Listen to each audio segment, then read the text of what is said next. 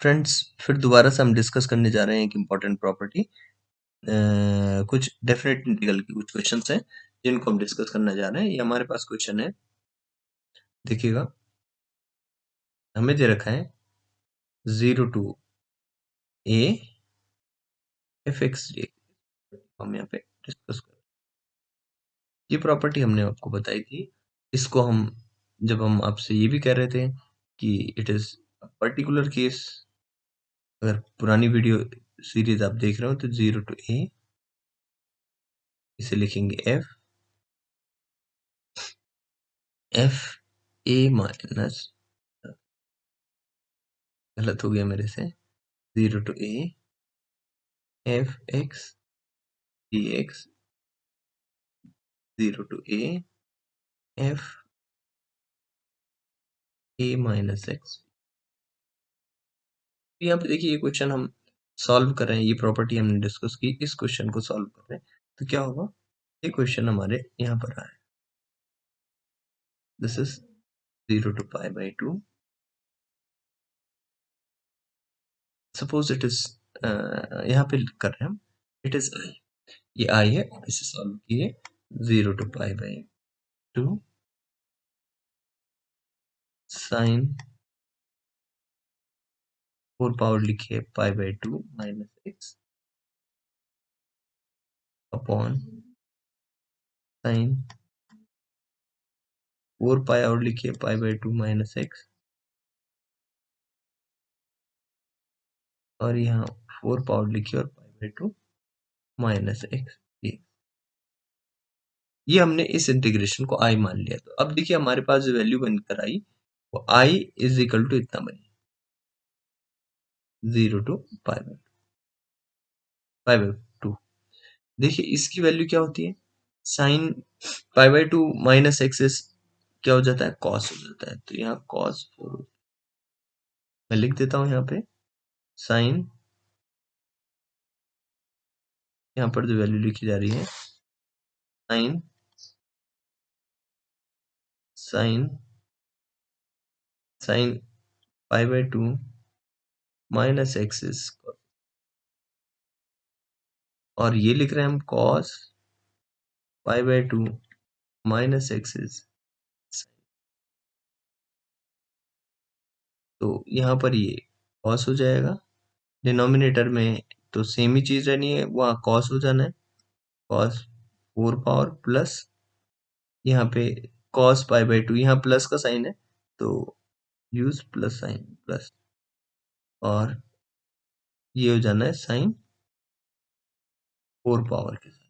देखिए ये भी आई निकला, क्वेश्चन भी हमारा आई था और ये भी आई निकला, यानी क्वेश्चन क्या था, ये तो हमारे सेकंड इक्वेशन है, सॉल्यूशन आफ्टर द सॉल्यूशन हमने ये निकाला। फर्स्ट हमारा आई की क्या वैल्यू थी, आई इज, जो क्वेश्चन में दे रखा है 0 टू पाई बाई 2। फर्स्ट में देखिएगा ये दे रखा है हमें sine 4x upon cos 4x plus sine 4x dx। ये हमारा ये क्वेश्चन का गिवन पार्ट है, ये फर्स्ट पार्ट है। हम दोनों को ऐड कर दें तो लेफ्ट हैंड साइड से ऐड होगी, राइट हैंड साइड से। देखिए डिनोमिनेटर दोनों का सेम है, तो ऊपर जो ऐड होकर आएगा 0 टू पाई बाई 2 क्या आएगा, डिनोमिनेटर सेम लिखिए, यहाँ है साइन 4 पावर है साइन की, सिमिलरली यहाँ पर भी है, और यहाँ पर देखिए एक बार कॉस है एक बार साइन है, तो हमने लिख दिया फर्स्ट में तो साइन है ये, अगले में कॉस लिखा है सेम इतना, और फिर ऐड करने पे ऐड कर दिए, दोनों ऐड कर दिए, ये देखिए ये टर्म इस टर्म से कैंसिल हो गई। तो मेरे पास जो वैल्यू आई 2i इज इक्वल टू, अब इंटीग्रेशन के अंदर कैंसिल होके सिर्फ हमारे पास क्या वैल्यू आई, 1 रह गया वहां पे, और dx। अब x का इंटीग्रेशन करेंगे तो 2i किसके बराबर हो गया, 1 का इंटीग्रेशन x हो गया 0 to pi by 2, upper limit minus lower limit रखेंगे तो 2i किसके बराबर हो गई, अपर लिमिट में तो पाई बाई 2 आंसर आ जाएगा और लोअर लिमिट में 0, तो ये आ गया, और मुझे तो i की वैल्यू निकालनी थी, तो आंसर इज पाई बाई 4। तो इसका आंसर पाई बाई 4 आ गया। वेरी इंपॉर्टेंट प्रॉपर्टी है, इस तरह के क्वेश्चन आपके पास लिखे होते हैं और वहां पर वो क्या कहते हैं, जब हम ये प्रॉपर्टी लगाते हैं तो हम कंफ्यूजन में आ जाते हैं। नेक्स्ट हमारे पास जो क्वेश्चन है वो नेक्स्ट क्वेश्चन हम आपके पास आपसे डिस्कस कर रहे हैं। मैं आपसे इस तरह की एक प्रॉपर्टी के बारे में डिस्कस पहले कर चुका हूं। मैंने लिखा है a to b f x d x.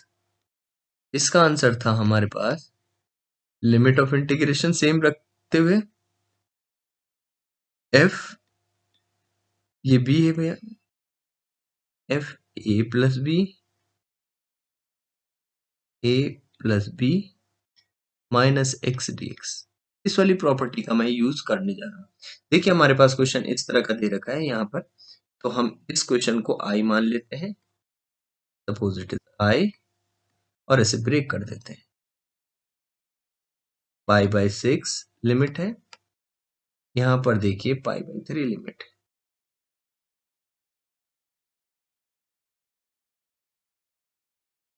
Pi by 3